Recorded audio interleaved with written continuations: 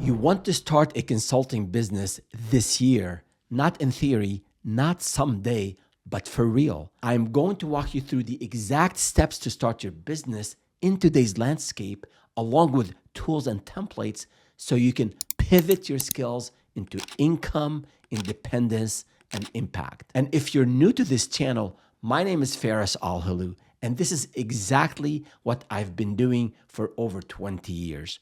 I've built 7 businesses, generated over $65 million in revenue, and scaled digital marketing consulting firm Enor to 8 figures before I sold it to global media giant Dentsu. The consulting world is changing. New opportunities are opening up every day. Remote work is now the norm, so you can start a business and get clients anywhere. And powerful tools and technology like AI and automation are leveling the playing field for new consulting companies to compete. You've probably asked yourself, I've got experience, I've done great work. Is what I know even valuable enough? Where do I start? And how do I do it without risking my current job right away? And maybe the hardest question, I've seen smart, capable people start consulting and still fail. What if I do too? That is where most first-time consultants freeze. Not because they don't have what it takes. Okay, some don't, but most were not taught how to translate their skills into offers and those offers into contracts with paying clients. Now, a big disclaimer. If you're here for some overnight success myth, I'm not your guy. And this isn't the right channel for you. I'll help you get there using basic systems, clear maps to help you navigate the terrain a lot easier, and what I call a black belt mindset built on discipline and deliberate action. I'll walk you through the following pillars.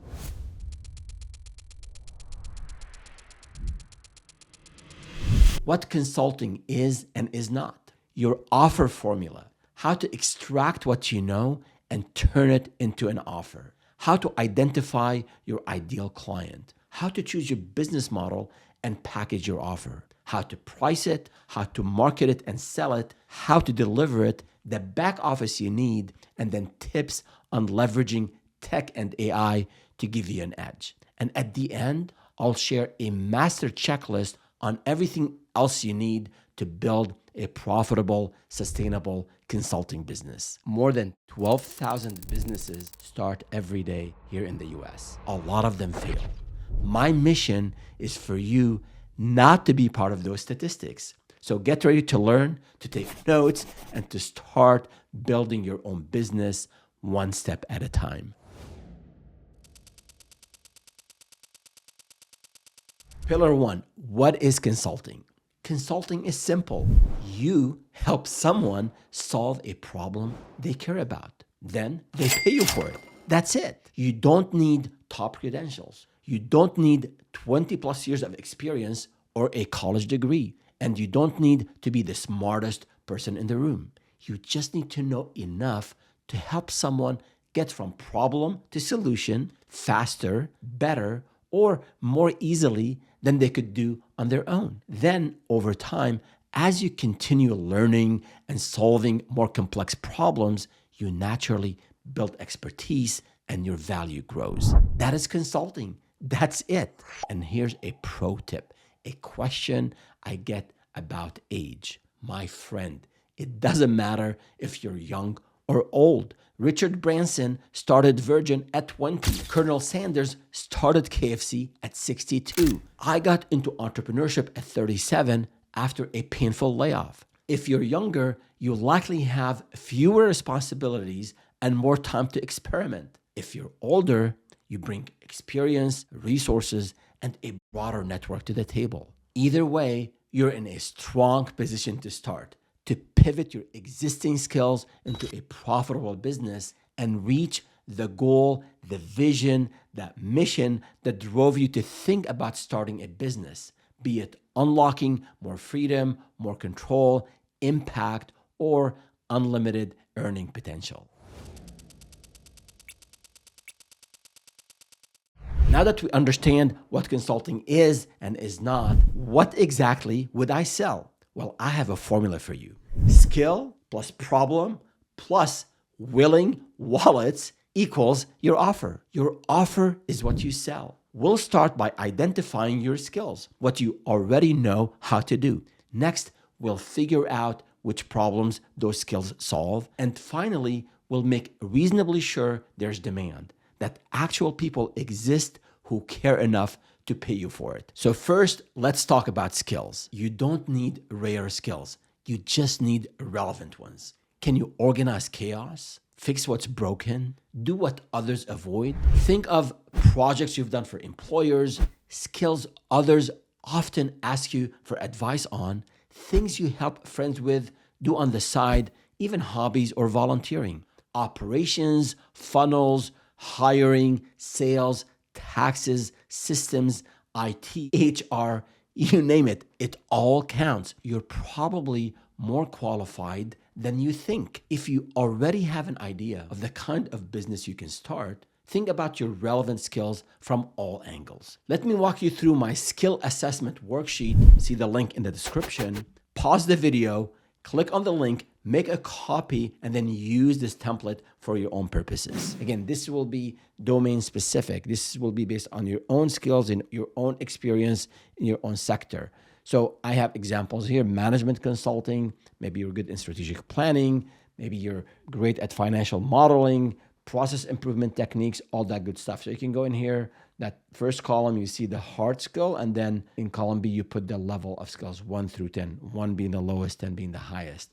Or maybe you're into IT consulting, right? So I have some sample skills for you here. Maybe you're great at cybersecurity and assessments and audits. Or maybe you are an HR consulting. So I put a list of skills that a typical HR consultant would have. But again, you can customize it for your own needs. And marketing consulting, environmental consulting, healthcare, I have a long list of examples here. Now, soft skills. So if you go to the third tab, you'll see things on communication and presentation, critical thinking and problem solving, people and relationship skills, leadership and management, personal effectiveness, growth and development, and then business acumen. And you have to be objective and honest with yourself. So go in here and have an accurate score, and then areas that are critical for the new venture, including presentation and communication. You don't have a lot of experience in those areas. It's time to learn. You can check out the material on my website, startupwithfaris.com, or on the YouTube channel. Learn about pitching and communicating with clients and improve your presentation skills. And you can also practice. That's part of the game. But the idea here is to write down every skill, experience, or type of work that you've done that could help someone else. Don't overthink it. This isn't about credentials. It's about what you know how to do. And now that you have your raw skill inventory in a Google Sheet or on paper, we'll use this list to shape your offer.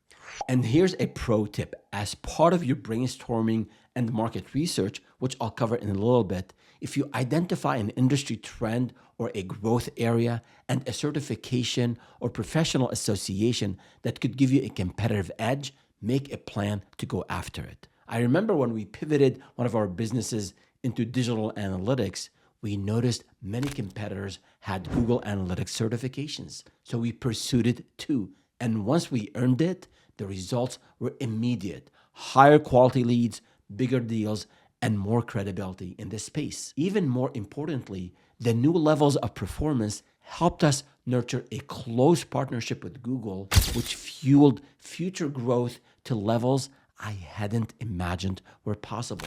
Strategic upskilling can change the game. And that starts with understanding the problem your skills actually solve and the marketplace around you. You've jotted down the skills. Now let's go to the second part of the formula equation, the problem, and of course the solution. Clients don't pay for skills. They pay for solutions. Here's the simple test. What real-world problem does your skill help someone solve? What pain does it remove? What outcomes does it create? Let me share a few quick examples to make this crystal clear. Let's say in a previous job, you hired a lot of people and you developed a knack for writing very thorough, comprehensive, detailed job descriptions, and you had a good way to vet people, and you always had a great retention of employees that you hired. These are some skills that you have. Now, what is the problem out there? A lot of companies make bad hiring decisions. The solution that you offer could be, I help companies build reliable hiring systems. Or another example, let's say you have years of experience in IT infrastructure. What problems out there do your skills under IT infrastructure solve for? It could be frequent downtime or security risks that company are encountering. So your solution could be you audit, you modernize tech stack to ensure reliability and scalability. Another example is process improvement. Let's say you have a lot of experience in optimizing processes. You're thorough, you're detail-oriented, you're good with checklists and processes and systems. Those are amazing skills that could solve a lot of problems that companies have. Broken systems, waste of time and resources. Your solution, I help businesses, small businesses, mid-sized businesses, leverage AI and automation to streamline operations and reduce wasted time. So these are examples of some offers. And the offer isn't a fancy declaration. It is, here's who I help, here's the problem I solve, and here's how I solve it. Which brings me to the third variable in our offer equation. The first variable was skills. Second was the problem and solution. And the third is willing wallets. And that is what we want to talk about next. Now you've defined your skills, you've identified potential problems you can solve.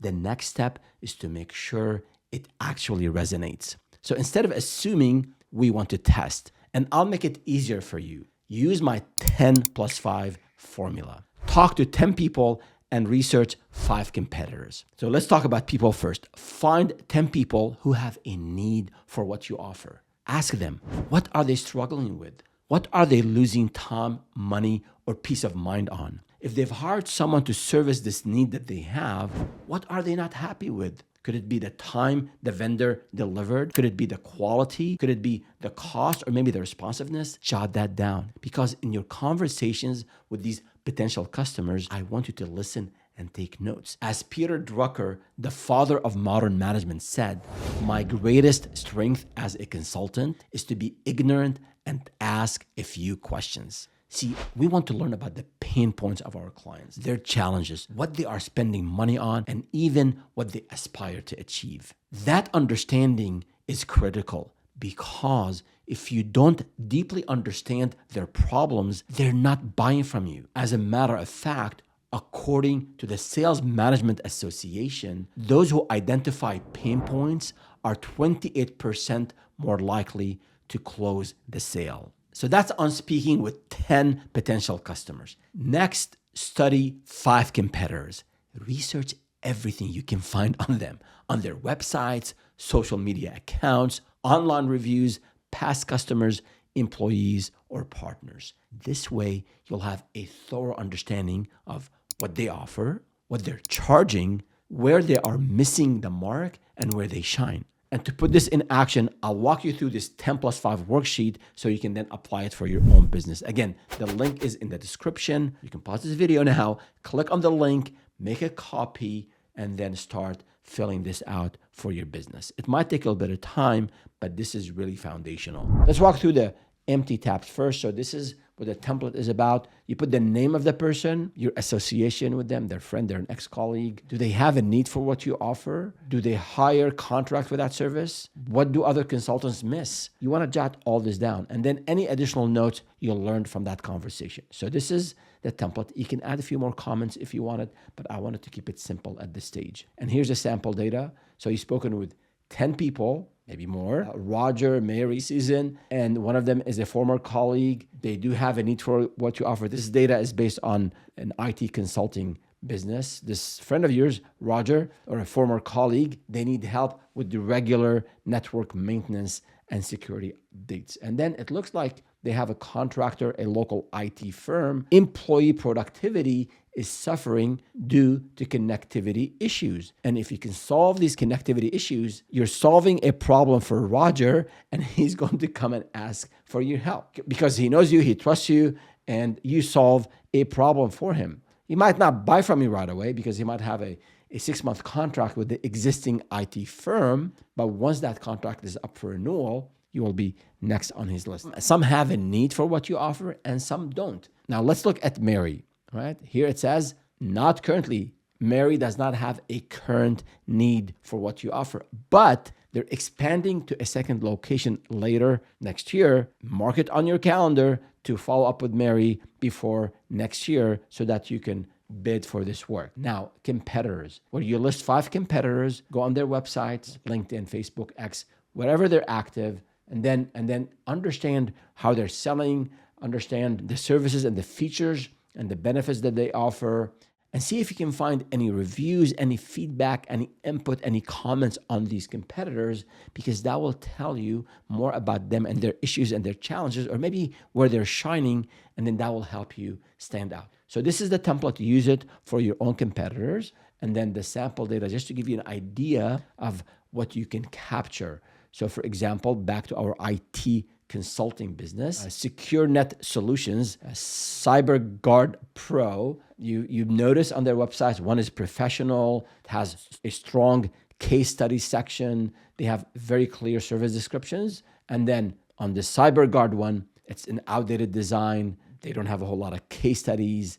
It looks like they focus heavily on certifications. Again, all of that information is super helpful because for you to stand out, maybe you need to add certifications to your plan to upskill, and then start with a simple website, but it has to be professional. And then you can look at other things that you find on these websites, like there's compliance. And you might not be ready to get the level of compliance that these competitors have, but again, this is all part of your business planning. After you're done reviewing their websites, go on social media, see what type of content they're producing, see how often they're producing content, see what is it that they're talking about. Again, you'll learn more about the pain points of the clients and how these competitors are trying to differentiate. If they're publishing once a week, maybe you can publish content, some gems, some tips twice a week. So absorb all this information, digest it, and then identify areas where you can stand out. You might not be able to compete with these very established competitors. That's okay, but find an area where you stand out. Going through the 10+5 exercise allows you to spot the gap and identify underserved needs, weaknesses in competition, and market shifts. And in offering consulting services, typically, you're not inventing demand, you're identifying where demand is underserved and how you can stand out. Of course, this research, assessment, and business planning take time. If you're ready to take the leap and go all in on your new venture, you'll have the time to dedicate to this exercise. But if you're starting your consulting practice as a side hustle, then yes, starting a business will be even more demanding. There is no one-size-fits-all path to entrepreneurship because some of us go all in, others transition gradually.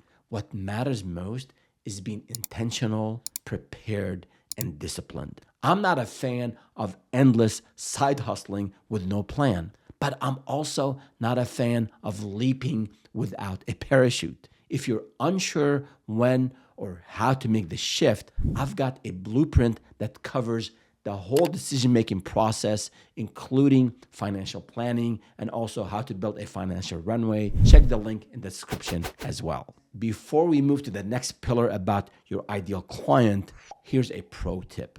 Whether you're going all in or transitioning into entrepreneurship, be realistic with the time commitment. Block off 1 to 2 hours each evening and a few more on weekends to make real progress. This phase, business planning and groundwork, is foundational. It demands focus. So if you have people in your life who rely on you, spouse, kids, parents, bring them into the loop. Share what you're working toward, why it matters, and what the journey will require, whether that's longer hours, travel, or a tighter budget. And more importantly, lead by example. Reduce distractions, scale back on leisure, and show that you're serious about building something real. I can't say I've been perfect at this, but I gave it my best. And I'm so fortunate to have had an amazingly supportive wife and family who have stood by me through all the ups and downs. It has made all the difference. Peace of mind at home helps us show up stronger at work.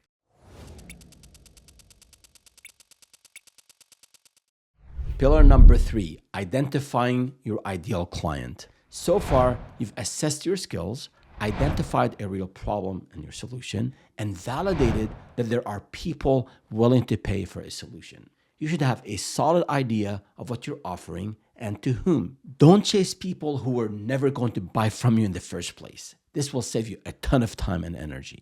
Now, if you followed my YouTube channel, read my articles, or subscribed to the Black Belt Startup newsletter, you know how much I emphasize focusing on the right type of prospects. Now, you'll hear terms like target audience, client persona, avatar, or ideal customer profile. Whatever you call it, here's the core idea. Zoom in, focus on the ideal client. And you might have heard the phrase niche down or riches in the niches. And it is true. If you try to sell to everyone, you'll end up selling to no one. I want you to define your ideal client in clear terms. List out the specific characteristics of the clients you want to serve. This will become your compass in the next phases: sales, marketing, and messaging.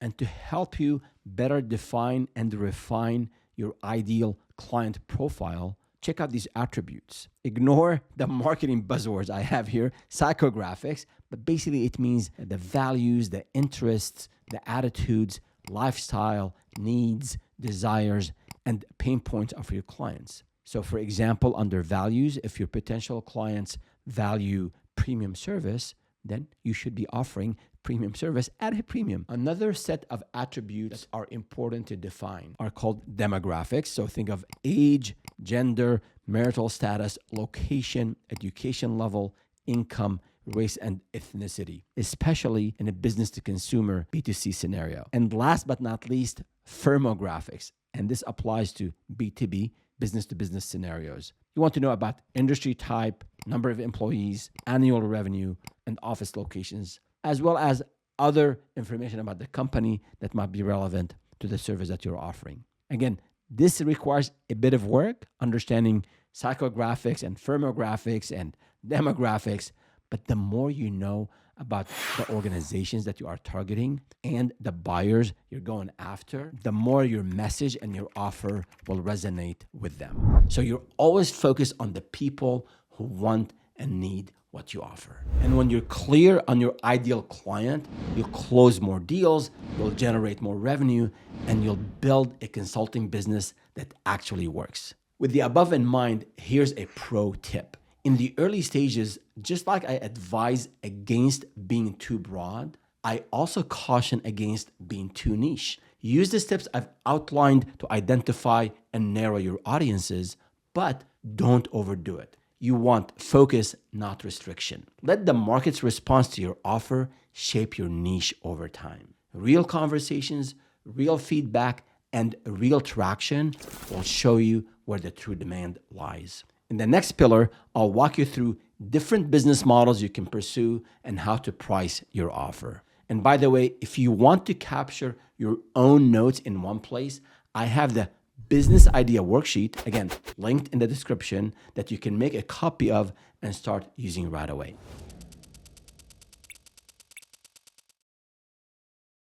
Pillar number 4, choosing your business model. Now that you know what you're offering and who you are offering it to, the next question is, how do you want to deliver your service? There isn't just one way to run a consulting business. The model you choose shapes how you deliver your service, how you price, and how your business grows. Let me break down a few of the core models you'll want to think through. The first is volume versus value. Volume models usually mean lower price, more clients, productized, scalable, automated. Value models usually mean higher price, fewer clients, custom work, deeper relationships. You can blend both volume and value, but knowing which one fits you gives you direction. The next decision is how personally involved you want to be in delivering your service. And we have options here: advisory, or from a client's perspective, DIY. You guide, you train, they execute. Or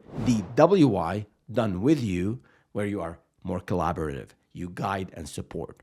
Or the FY, done for you, that's full service. You handle everything. Here too, you can definitely blend multiple approaches. Some clients may want you to do everything for them. Some clients may want you to train them, and some may want something in between. The idea here is to empower clients in the way that makes sense to them. And finally, one more distinction to consider is who you're selling to, businesses or individuals. If it's businesses, as known as business to business, B2B, typically you have higher contracts, longer sales cycles, and ROI driven, meaning there's a decision maker looking for a return on the company's investment. Now, if you're selling to consumers, business to consumers or B2C, typically you have faster sales, more emotional buys, and typically lower price points. When choosing a business model, the notes you took earlier from your competitor research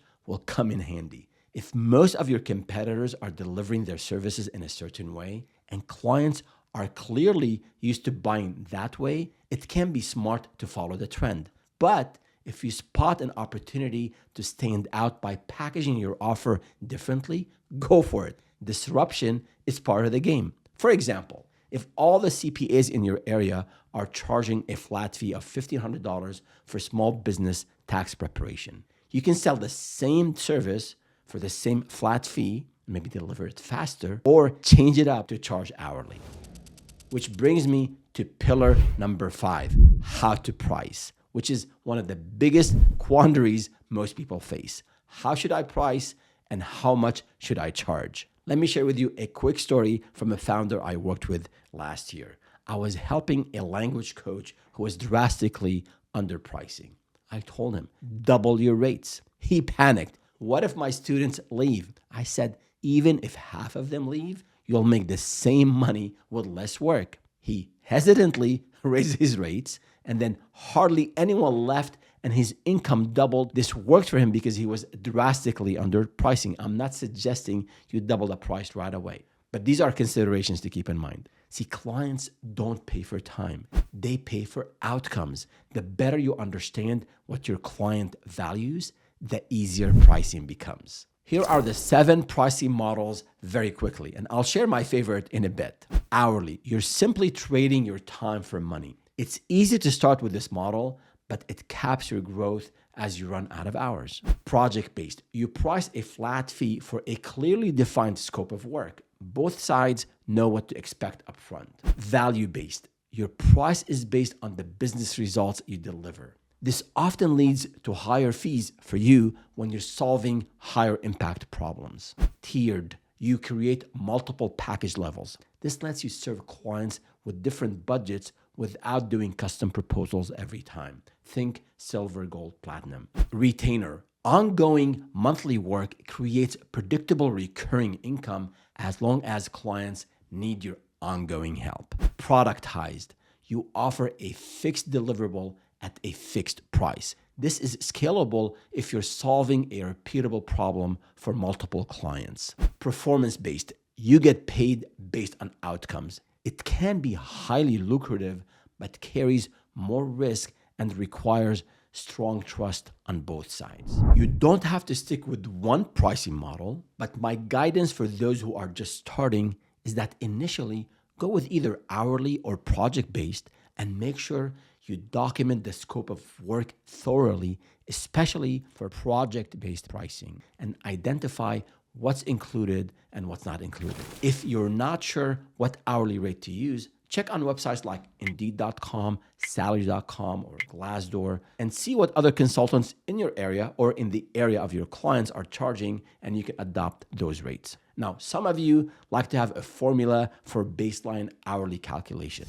Here it is. First, add your desired annual income plus your business expenses and divide the total by the billable hours, which will give you the baseline hourly rate. Let's go through an example. Let's say your desired income is $180,000. And let's say your business expenses are $20,000. So the total would be $200,000. And let's say you expect to have 1,600 billable hours. So your baseline rate would be $200,000 divided by 1,600, which gives us $125 per hour. And here's a pro tip on pricing. In my own businesses, I've tried all these models and eventually leaned toward value-based pricing in most cases. But early on, your priority is to sell.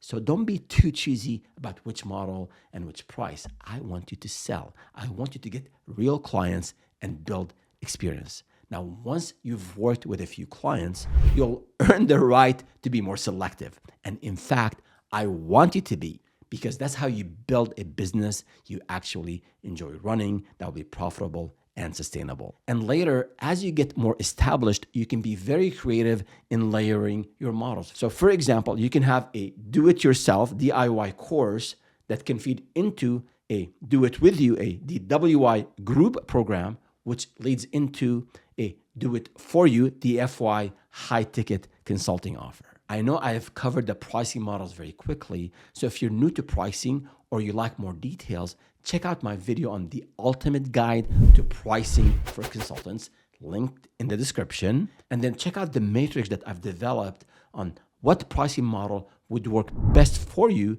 depending on your proficiency in your domain as well as your capabilities. Now, pillar 6, marketing and sales. You've got your offer and your price, and now comes the next hurdle. You need clients, but you're not a marketer, and you're definitely not a salesperson. My friend, you're not alone. 68% of founders come to entrepreneurship with zero background or little background in sales and marketing. I feel your pain because I was in that bucket too. When I was laid off and launched my first business, I had zero sales experience. I had to learn everything from the ground up and get over the fear of asking strangers for money. But I figured it out. And after generating over $65 million in sales, I can tell you that marketing and sales are learnable skills. But it wasn't easy at first, just like everything else you do, which leads me to the specific steps that will help you get your first leads and clients. Step 1, adjust your mindset. This is crucial. 2 hard truths no one really tells you. 1 is sales and marketing are hard. And 2, as a founder, you have to learn to market and sell. There's no way around it. You cannot outsource it right away. You've got to understand it first, because if you don't understand it, how can you discern what needs to be done and whom to hire to help you get those sales? The only exception here is that if you've got a co-founder whose job is to handle sales and marketing while you focus on service delivery and operations. So some of you might be thinking, this is a lot to learn, a lot to practice, and I might fumble. I hear you. And let me add and assure you that there will be a lot of ups and downs, not just in sales and marketing, but also in every aspect of the business. But that is the nature of the beast. Hard work, getting back up after you fall, resilience, and commitment is what it takes to build a profitable business. Even after all these years in business and several businesses and some exits, and with a 4th-degree black belt in Aikido, I still spend a lot of time on the mat learning and training, both in business and in martial arts. The one quote I remind myself of is what Muhammad Ali said. I hated every minute of training, but I said, don't quit, suffer now, and live the rest of your life as a champion. Step 2, educate yourself. If you're new to sales and marketing, don't worry, I've got you covered. If you don't know how to network, how to speak with potential leads, how to pitch your offer formally or informally,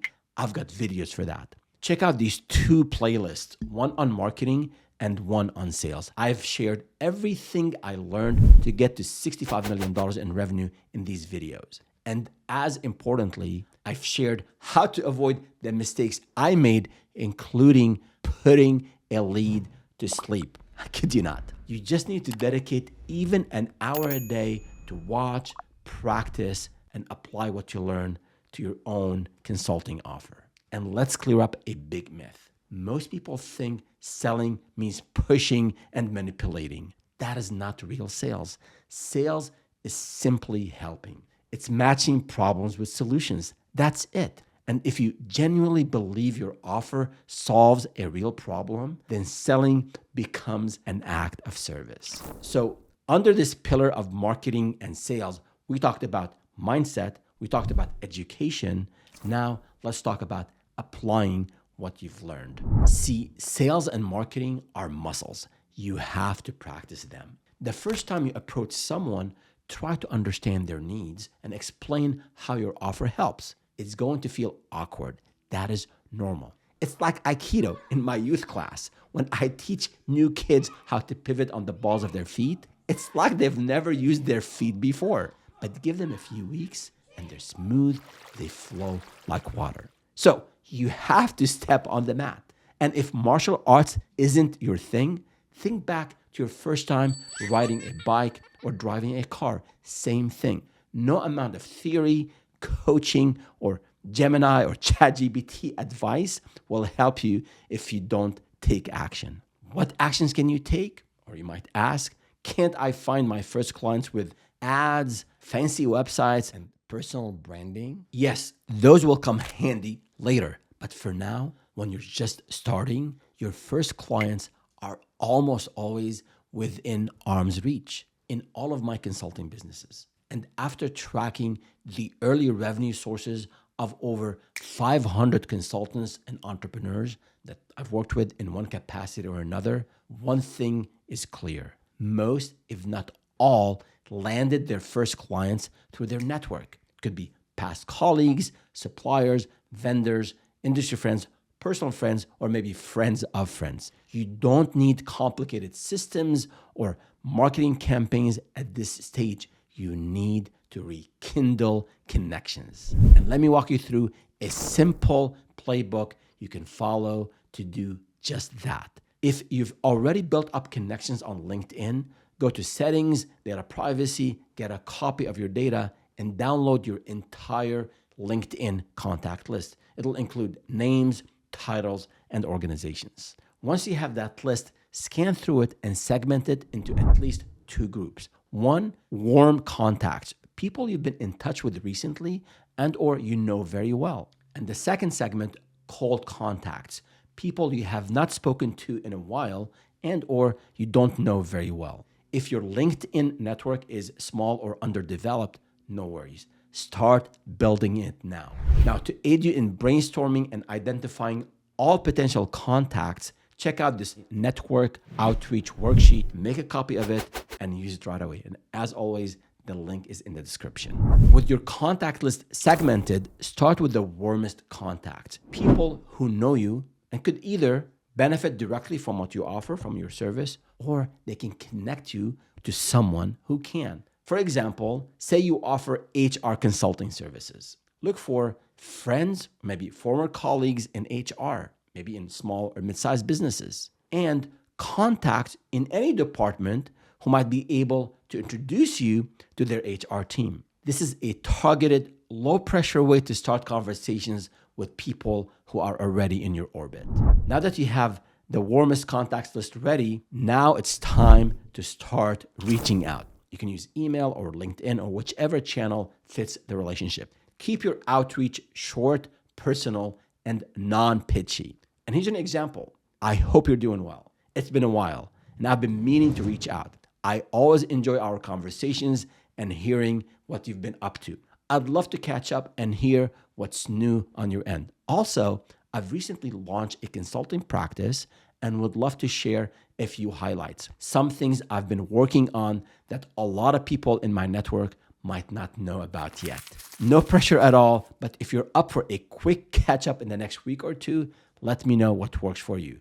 Would be great to reconnect. And if this is not a good time to do so, no problem whatsoever. Again, this is just one example. You can tweak it based on the relationship and how well you know the person that you're sending this email to. After sending the initial message, follow up gently a couple of times if they don't respond. It is imperative that you track your outreach, follow-ups, and responses. Otherwise, you'll forget and things will slip through the cracks. And I have a DIY CRM. It's a template that you can use, make your own copy, and start adding data to it. In the rows, you add your contacts, and in the columns, you add updates about your outreach. Next is rinse and repeat. Once you go through one wave of outreach, go back to your list, expand it, reconnect with more people, ask for introductions, build momentum. This isn't about spamming. It's about initiating real conversations with people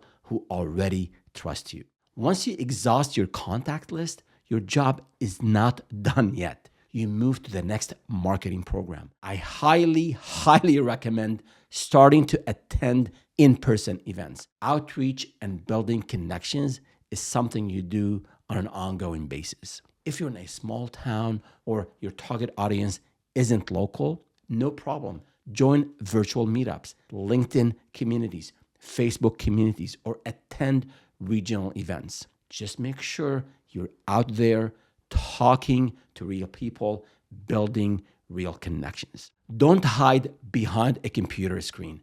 Clients come from conversations. And 2 pro tips here before we go to the next pillar of this guide. Pro tip number 1, not everyone will respond. That's normal. Some people will be helpful if you might go above and beyond. For those who don't respond, don't take it personally. People are busy and your timing might not align with their needs. The key is to keep showing up professionally and respectfully.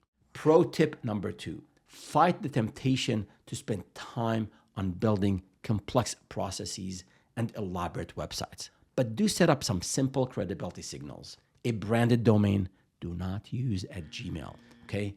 Business email and a clean, simple website go a long way in how seriously people take you. Skip the fancy stuff, but don't look amateur. And while you're at it, make sure your LinkedIn and public profiles look professional and aligned with your offer. As I mentioned earlier, there are a ton of marketing tactics out there. And over time, I want you to test and experiment with different ones. But at this early stage, focus on direct outreach to your network and plan on attending networking events and starting real conversations, even with strangers. Talking to strangers is not just about generating revenue in the short term. This approach helps you build your sales and marketing muscle, something every founder needs to develop for the long term. Once a few leads show interest, that's when things get exciting. You'll begin engaging with them, scoping the work, discussing pricing and timelines, statements of work, negotiation, and contracts, which brings me to sales. Yes, sales. Think of sales as a process, a relationship you're establishing with the potential customer. Once you're interacting with them, your goal is to listen to their needs, understand their pain points, assess their timelines and budgets, and then offer a proposal that will help them achieve their goals. If you're unfamiliar with the sales process, handling objections, or writing proposals, and how to nurture leads, be sure to check out my video, The Ultimate Guide to Sales Funnels for Consultants. In it, I walk you through a step-by-step approach to managing and nurturing leads, educating them, negotiating with confidence, and closing deals. This exact funnel helped me grow one of my consulting businesses from landing our very first client, a small restaurant down the street, to signing contracts with Google, Salesforce, the US State Department, and other high-profile organizations. Sales funnels help me build real revenue, and they can help you build your sales muscle too, and getting that first contract signed. That is the moment your consulting business becomes real. Which brings us to pillar 7, delivery. Now that you've sold your first contract, it's time to deliver on what you sold. Over the last 20 plus years, I learned that the key to excellence in delivery is preparedness and discipline. These are qualities I aspire to always improve, just like in my martial arts training.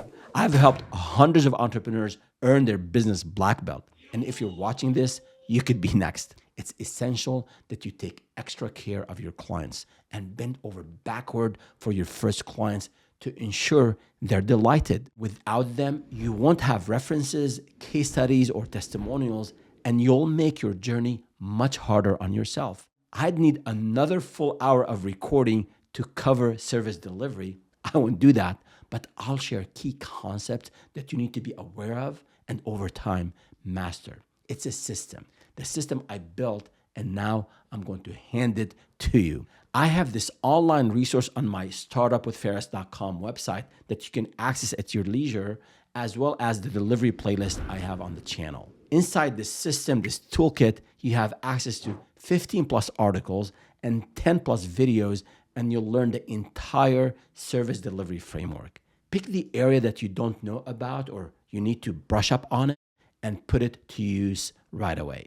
In this toolkit, you'll see best practices on project planning, managing client expectations, effective client communication, client onboarding processes, project retrospectives, measuring client satisfaction, how to establish relationships with clients, handling difficult clients, collecting case studies and testimonials, project time management, task prioritization, the art of delegation, managing remote teams, technology for consultants and service providers, and a lot of practical tips that you could apply right away. I didn't want this toolkit to be a vague, high-level playbook. I wanted it to be plug and play, something you can start using today. So leverage this toolkit to build a delivery system you can trust so clients can trust you. Pillar number 8, the back office. Once you've made your first sale and you're delivering great service, it's tempting to stay focused only on clients and revenue. But to build a sustainable business, you also need to set up your back office operations, the stuff that keeps everything running smoothly behind the scenes. I won't go into every detail here, but I want to give you a quick list of the things that you must be aware of as a new consulting business owner if you haven't done so already. And I've created this master checklist for you that encompasses essential systems and processes for early stage consulting businesses. This list includes business entity. Decide on the legal structure, LLC, S Corp, or something else. Business bank account. Keep your personal and business finances separate. Bookkeeping, accounting, and things like paying bills. So use software like QuickBooks, Wave, or Bench to make sure you track income and expenses and be able to automate sending invoices and collecting payments. Contracts and proposals. Create usable templates for client engagements. Business insurance.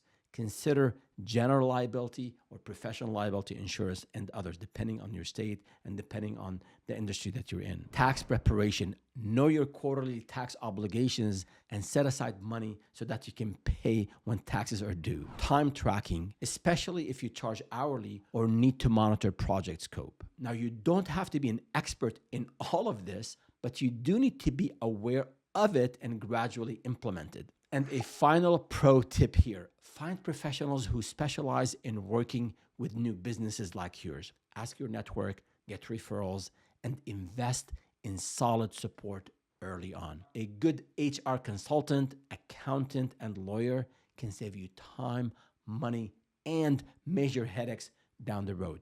Ask me how I know. And last but not least, smart ways to use tech and AI. Of course, you can and should use AI in this entire process, but don't use AI blindly. I believe if we rely 100% on AI, I think it'll make us dumber. Brainstorm and go through the thought process on your own first, and then give AI thorough prompts with clear objective, detailed context, defined role, target audience, and outcome format. Examples where you can apply AI include market research. You can analyze trends, competitors, and client pain points. Offer development. Refine your positioning, your packaging, and messaging. Proposal writing. Draft and customize client proposals quickly. Email and outreach. Write personalized cold emails, follow-ups, and responses. content creation, blog posts, LinkedIn updates, newsletters, and lead magnets. Client communication, summarize meeting notes, prep discovery calls, and draft reports. Idea validation, pressure test your service ideas or pricing models. Sales scripts and objection handling, draft talking points and refine your pitch. SOPs and templates, generate internal workflows, onboarding docs, and checklists. Automation support, great for streamlining admin tasks and data entry. Learning and upskilling. You can use AI to guide fast learning in marketing, finance, and legal basics.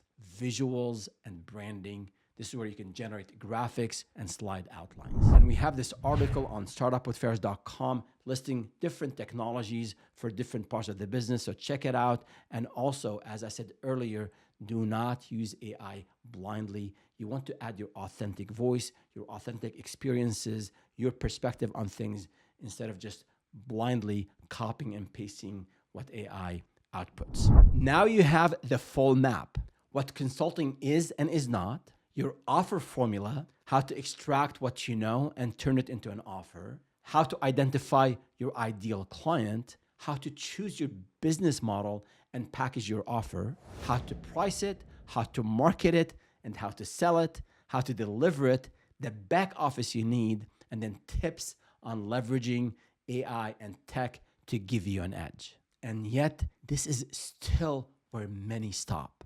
because they're waiting for one day to be ready and for fear to disappear before action. Don't wait for a comprehensive 50-page business plan. You can iterate on the plan over time. In this video, you have what you need to get started and get your first few clients. Don't wait to feel ready. Act. You build readiness by starting, by bowing in and taking your first imperfect step on the mat. If you've gone through this video and you're ready to take the leap, don't forget to check out all the links in the description for the templates and worksheets I've shared. And watch this video on getting your financial runway in place ahead of jumping ships.